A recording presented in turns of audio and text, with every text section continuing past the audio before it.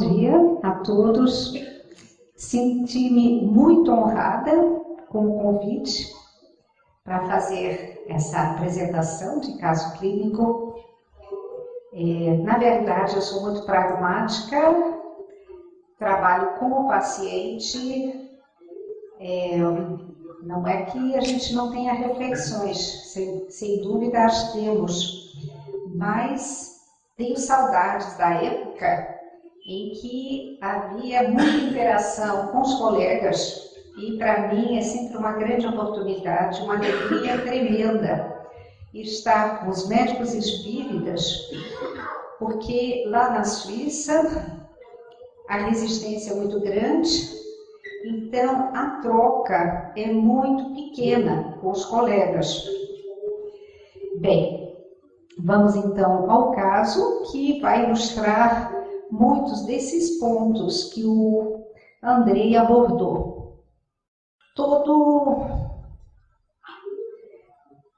A relação médico-paciente é um encontro único e é uma situação, é uma vivência que compartilhamos e é algo extremamente enriquecedor para nós. No caso, eu vou apresentar a situação de uma menina de 10 anos, indiana, por isso que é dessa região que ela é originária. Lembro dos congressos de homeopatia que eu vou de vez em quando lá na Europa, há um mestre homeopata indiano, Farok Master, que sempre quando vai apresentar um caso clínico, ele faz um agradecimento aos deuses que ele venera. Bem, não é bem assim, mas esse caso, se não fosse a atuação do Dr. Bezerra de Menezes, ele não teria chegado ao final feliz. Disso eu tenho certeza, então fica o meu agradecimento aos auxiliares invisíveis e nobilíssimos que nos orientam na condução dos casos.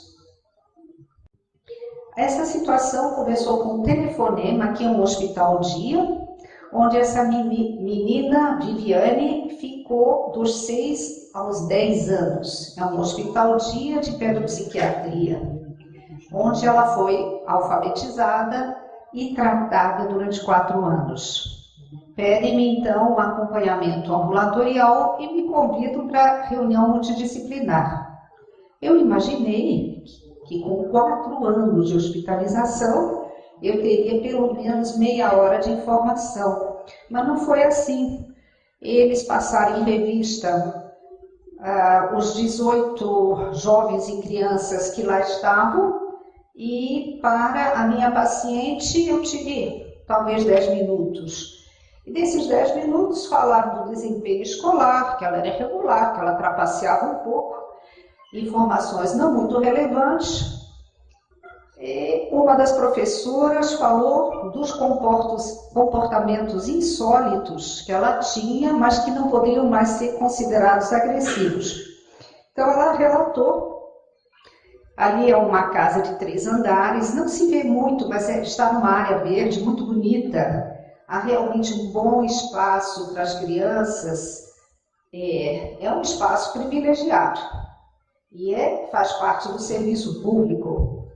Bem, então era a hora do intervalo, porque ali tem uma escola lá dentro também, e ela estava descendo a escada, uma das escadas, com um café na mão e as provas corrigidas dos alunos.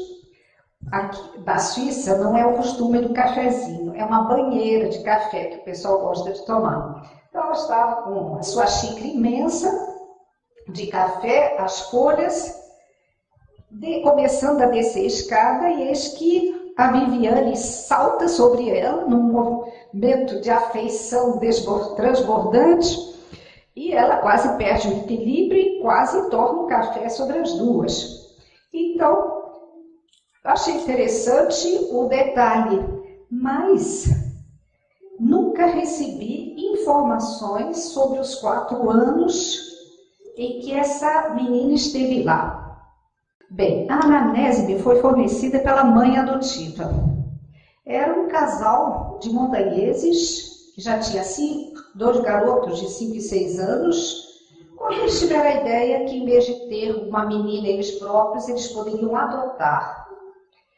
E ela foi trazida por uma enfermeira, essa menina, de uma organização não governamental. Até teve uma pequena surpresa para o casal, que aquela enfermeira disse ou 2 ou nenhuma, e eles que queriam adotar uma menina receberam 2. Uma informação que eles não tiveram é que o governo da Índia só libera uma criança para adoção quando ela tem uma doença incurável ou de difícil tratamento. Então, uma tinha um problema neurológico grave e a Viviane, vamos ver tudo que ela tinha. Ela oficialmente tinha 2 anos e meio, mas a idade óssea revelou que já tinha 4 anos e estava pesando 7,2 kg. Seu rosto e corpo traziam marcas profundas de queimaduras e essa menina estava tensa e assustada. O que a mãe contou foi que ela tinha sido levada aos 9 meses de vida pela mãe biológica, que era solteira, o que é uma infração grave na Índia, a um orfanato de sua região e depois transferida para outro orfanato maior em Calcutá, que acolhia 500 crianças. Por ela ter comportamentos imprevisíveis e agressivos, ela passava o dia atada a um pilar de uma imensa sala dessa instituição. Na sua ficha médica quase não tinha nada, tinha anotações sobre as vacinas e uma observação de que as lesões de queimaduras estavam em fase de cicatrização quando ela foi trazida ao orfanato. Vamos ver quais eram os comportamentos da Viviane nesta família adotiva. Ela recusava os alimentos, mas mastigava papéis, formigas e giz, tudo que estivesse ao alcance dela. Roía os bicos das mamadeiras que a mãe oferecia, mas não engolia o conteúdo. E o funcionário da drogaria já dava uma dúzia de bicos a cada tanto.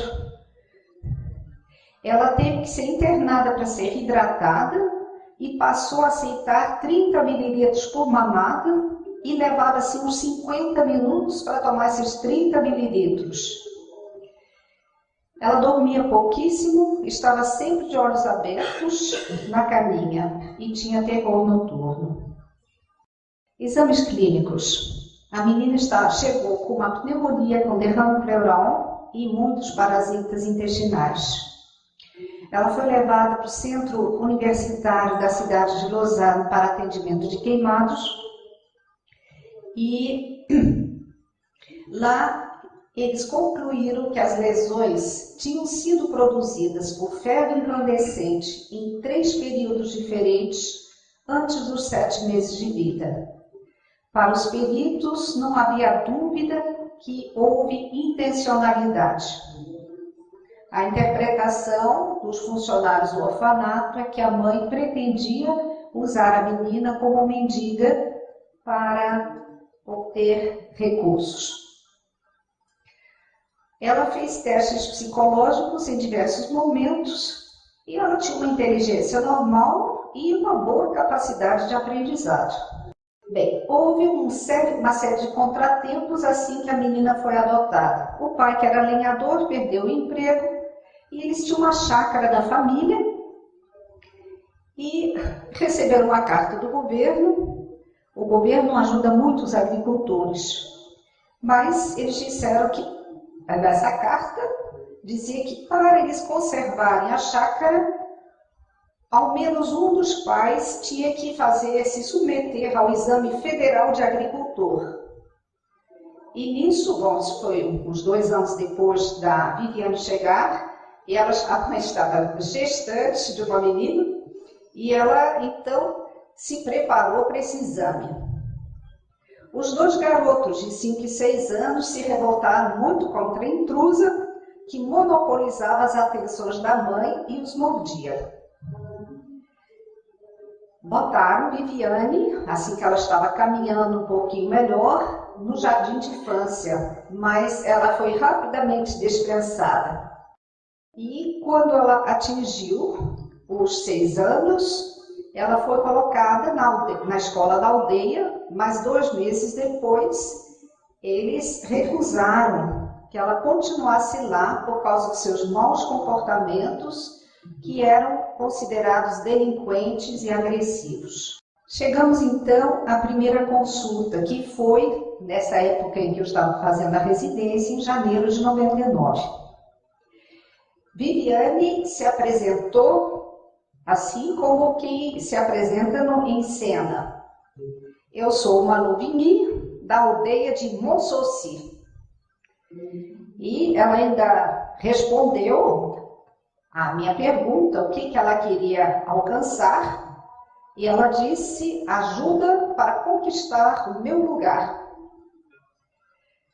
E depois ela não teve mais tempo nem vontade para responder pergunta alguma, pediu que a mãe respondesse. Esta menina de 10 anos pesava somente 20 quilos. Ela estava vestida como um garoto, uma calça marrom, uma camisa sem graça. Na verdade, a gente só via as mãos e o rosto. A pele dela era muito escura, extremamente seca, com queloides no rosto e nas mãos.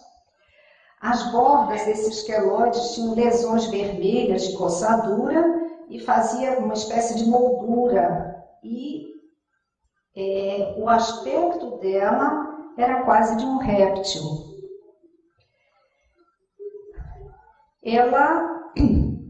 A mãe pediu desculpas de trazer a pequenininha, a caçulinha, que tinha 10 meses, e Viviane, então, ficou correndo assim pela sala, carregando essa irmãzinha de 10 quilos.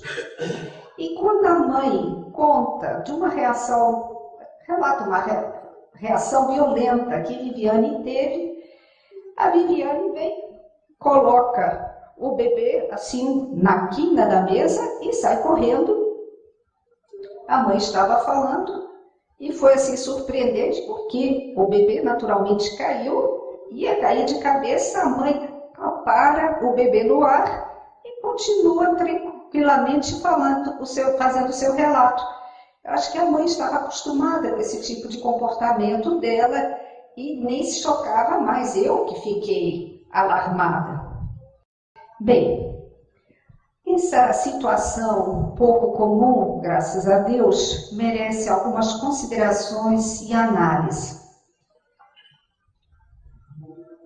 Diferentes estudos revelam que 25 a 30% das crianças em baixa idade que forem expostas a queimaduras graves desenvolvem um distúrbio alimentar persistente, na maioria das vezes sob forma de recusa alimentar.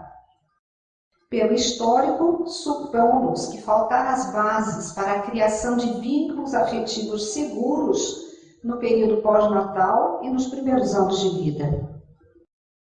Relembramos, eu sei que é fato conhecido, mas John Bowlby, que filho de um cirurgião famoso inglês e de uma mãe da classe média alta, que achava que 1 hora de atenção para o filho era suficiente, ele próprio sofreu uma carência afetiva precoce que ele só demonstrou quando a babá deixou a casa. Ele ficou desesperado e isso criou nele uma sensibilização para o sofrimento das crianças.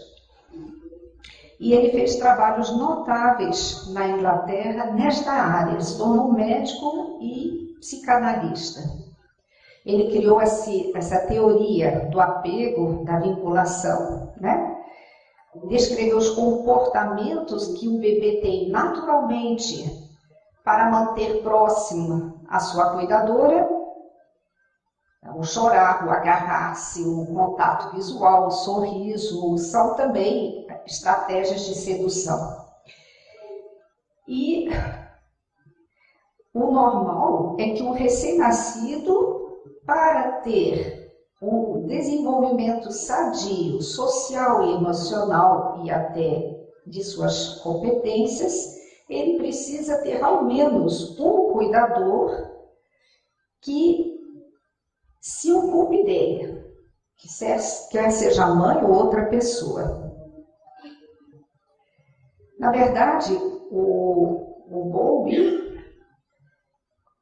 se interessou por crianças. Houve o bombardeio de Londres em 1940 e muitas famílias deram seus bebês para serem levados para uma região rural, para serem colocados em segurança.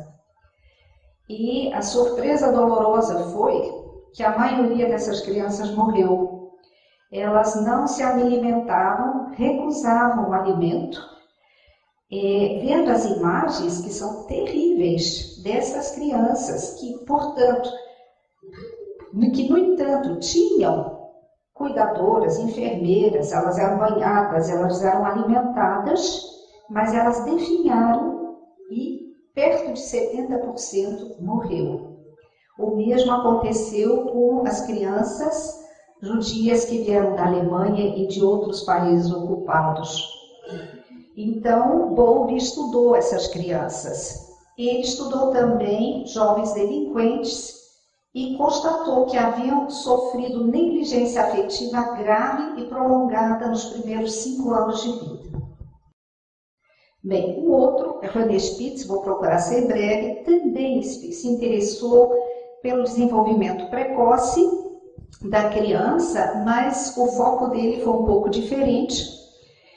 Ele levou em consideração a personalidade da mãe e as modalidades de comunicação e essa interação. Ele começou, não sei se a expressão dele é de mãe tóxica, mas é um conceito que nós usamos em psiquiatria, e ele analisou a depressão que uma criança pode ter quando ela subitamente perde a atenção e o afeto da mãe, e os distúrbios que ela pode ter quando tem uma mãe tóxica, e o hospitalismo, quer dizer, aquela criança que por motivo de doença é hospitalizada e passa a ter comportamentos estranhos. Bem, voltando ao Bowlby, ele diz que a hipótese do comportamento do apego é essencialmente uma estratégia evolutiva de sobrevivência para proteger o recém-nascido de predadores. E agora fica a nossa pergunta: mas e quando o predador é a mãe? Como fica?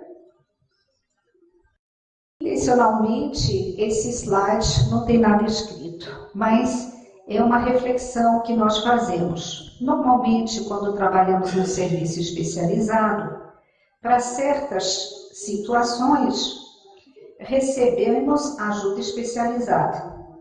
Então, nesse caso, a diretora pagou umas supervisões para mim em outro plantão, e, para surpresa nossa, ou minha,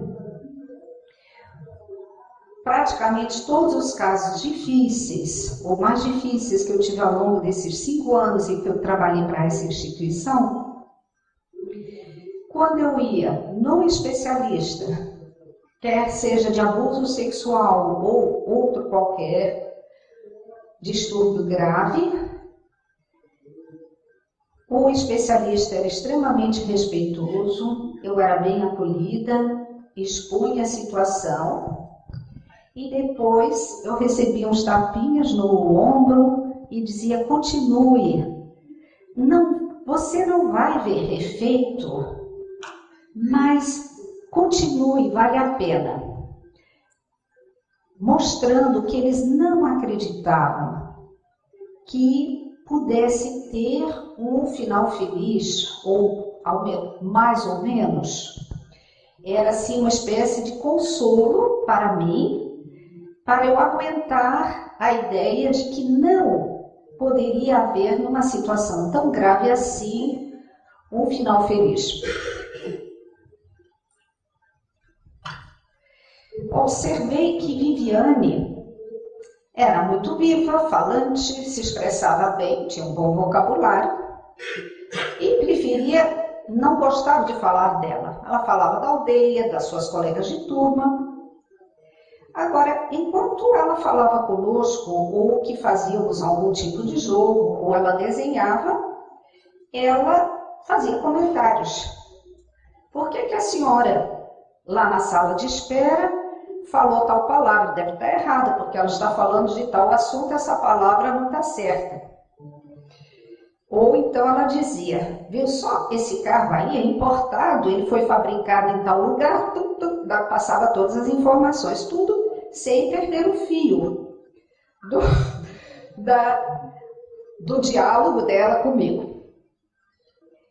E um dia tinha entrado uma mosca muito chata, eu fiz esse gesto e ela estava na minha frente e Viviane quase saltou sobre mim para me agredir.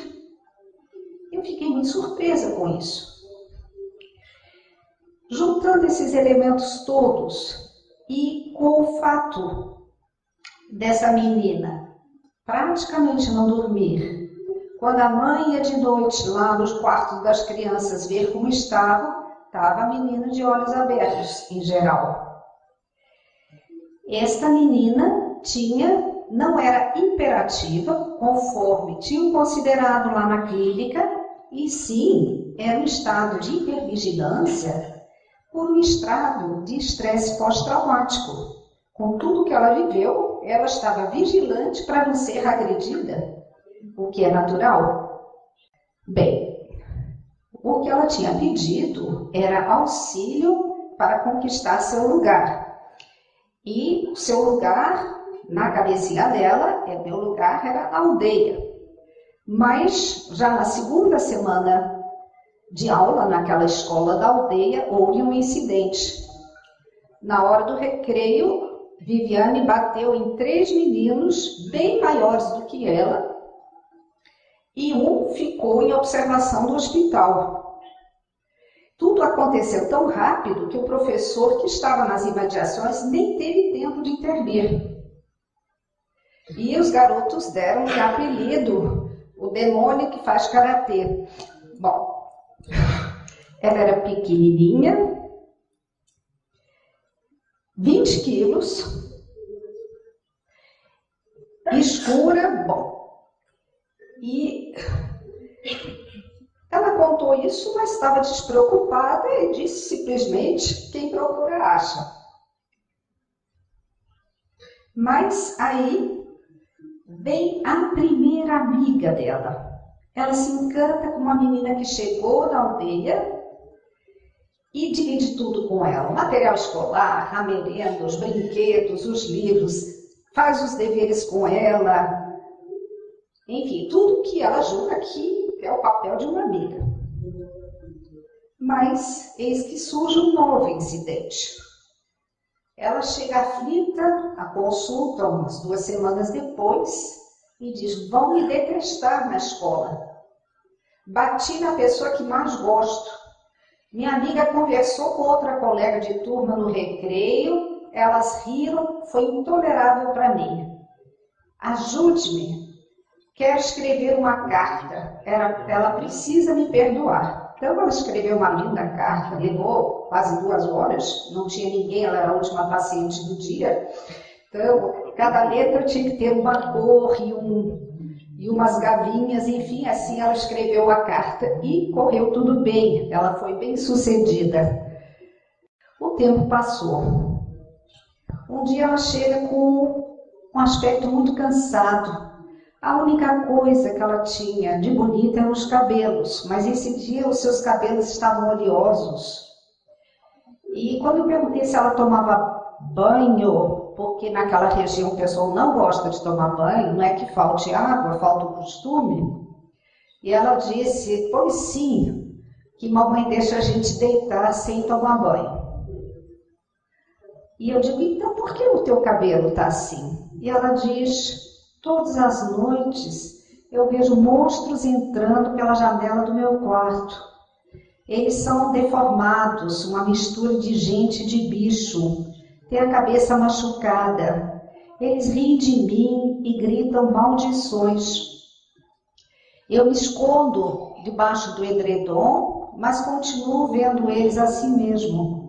E aí eu suo muito, meus cabelos ficam empapados. Essa noite eu não consegui dormir, fiquei com medo a noite toda. Mas ela não chama ninguém, porque ela diz, de que adiantaria se só eu vejo eles?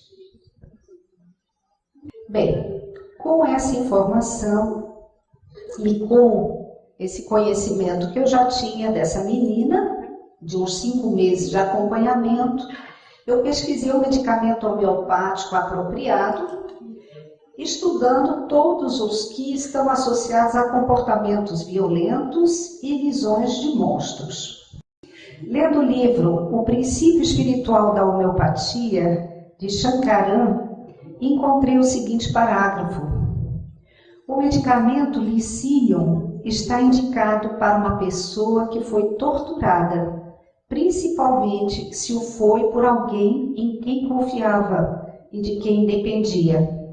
Os maus tratos podem ter sido episódicos ou periódicos, mas suscitaram fúria e há um forte sentimento de injustiça. Sabemos que o licínio é extraído da saliva do cão com hidrofobia, com raiva. Então, em maio de 99, Viviane recebeu o medicamento Licinium, um glóbulo. Nesta ocasião, a mãe me informa que pela primeira vez a família vai tirar férias com as 6 crianças. Assim sendo, a próxima consulta seria apenas em agosto. Ali estávamos em final de maio. Nesse dia, os outros colegas não estavam trabalhando e fui à sala de espera e encontro uma jovem que eu não consigo saber quem é. Esta Viviane sempre vinha vestida de garoto, né? Viviane cresceu quase 8 centímetros em apenas 2 meses. Alguns pediatras me disseram que isso não é possível, só que foi mensurável. Ela estava com um vestido cor-de-rosa e os seus cabelos estavam atados por um grande laço de cetim da mesma cor. Sua pele estava com aspecto aveludado, os queloides quase desapareceram e seu olhar estava suave. Ela me pergunta, é normal bebermos 10 copos grandes de suco por dia? Quantos sabores deliciosos existem na natureza? Eu respondi, é mesmo. Por que você não bebia antes? E ela responde, porque agora já dá para engolir sem dor. Era horrível antes, era como se eu estivesse sendo estrangulada. E eu disse, mas você nunca me disse isso antes. Ela disse, mas eu achava que era normal. E perguntei, como você está dormindo? E ela diz, muito bem, e com um certo senso de humor me diz, os monstros desapareceram das minhas vistas. E esse desenho foi extraordinário que ela fez nessa consulta. Ela pegou um grande bloco, quer dizer, o bloco nem era nosso, os alcoólicos anônimos se reuniam nessa mesma sala, era um bloco imenso, e ela faz um desenho, uma estrutura muito complexa, que lembra uma cabine de piloto. E ri, dizendo, hoje sou eu quem vai lhe fazer perguntas, diga-me o que é isto. Como eu não conseguia adivinhar, ela desenhou no alto uma bola preta e e o traço amarelo por cima. Título do desenho: O fim de um eclipse. De fato, em agosto de 99, teve um eclipse total e, na hora do almoço, pelo menos lá, ficou noite.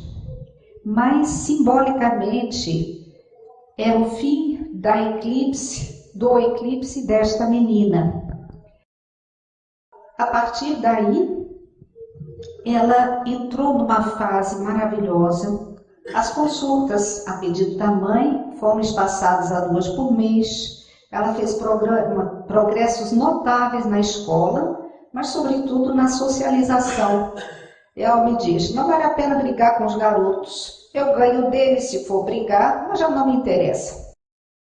Após 3 meses de calmaria, em que ela tem um acentuado desenvolvimento físico, ela fica novamente inquieta, mostra-se desafiadora no limite da educação. Deseja impor a sua vontade e usar o tempo da consulta para brincar só. E um lado feroz emerge novamente, quer ganhar a todo custo, trapaceando se for preciso. Novo incidente, 9 meses após o remédio. Ela chega em silêncio, não quer falar, apenas desenhar. E ela desenha uma senhora idosa numa cama, deitada, com lágrimas nos olhos. E o lençol ali tem corações, a cama tem corações, e ela não quer falar a respeito do desenho. Depois de alguns minutos de silêncio, em desespero, ela me diz: por que a senhora não toma providências, deixa as coisas acontecerem simplesmente? E se um dia não tiver mais remédio? Quando a mãe vem buscá-la, me diz que Viviane bateu na avó, que ficou 3 dias de cama. Foi feita então uma consulta espiritual aqui por essa menina, pela minha irmã no centro espírita, que atendia somente crianças com obsessão. O nome foi mandado. E 1 semana depois ela volta. Ela pela primeira vez está praticamente em lágrimas. É a primeira vez que eu vejo triste. E ela disse: semana passada eu estava olhando meu livro de imagens e um filme passou por cima do livro. A senhora vai ter que me explicar, porque a senhora é que estudou. Eu disse: o que tinha no filme? E ela diz: eu me vi vestida de homem e na beira de uma cratera, e várias mães com crianças mirradas, assim como eu era, dizendo: não, por favor, não, poupe meu filho. E eu, dura, ordenava que essas crianças fossem jogadas dentro da cratera. Como eu pude fazer uma coisa dessas? E eu estou horrorizada comigo mesmo. Mas eu não gosto de gente. Mas gosto dos cavalos. E os fazendeiros da minha região, que trabalham noite e dia, vão bem ficar contentes se eu der uma limpeza nas estribarias e eu passando a acariciar os cavalos. Pelo menos já vou estar fazendo algum bem para todo o mal que eu pratiquei. Nós estamos numa região, ali é uma região católica.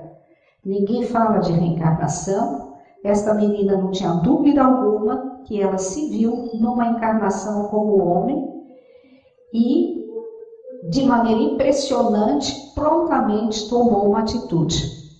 Estamos chegando ao final, provavelmente eu não vou parar aqui. Não, no follow-up de 2 anos e meio, não houve mais nenhum incidente a deplorar. Ela se tornou muito atuante em sua comunidade, organizou com o padre da região encontros para jovens, noites de serenata, acampamentos, mobilizando os poucos comerciantes para financiar alguns dos projetos. A nível pessoal, ela teve um desenvolvimento psicológico extraordinário e como ela ficou muito próxima com o pai, numa fase nova, fase de piano, que as meninas têm por volta dos 13 anos, os irmãos ficaram novamente com muita raiva dela. E ela disse, melhor deixar para lá, não vou revidar. Eu sou melhor mesmo do que eles nos trabalhos pesados da chácara, e se eu brigar, eu também vou ganhar. Então, aqui fica o caso de Viviane. Obrigada.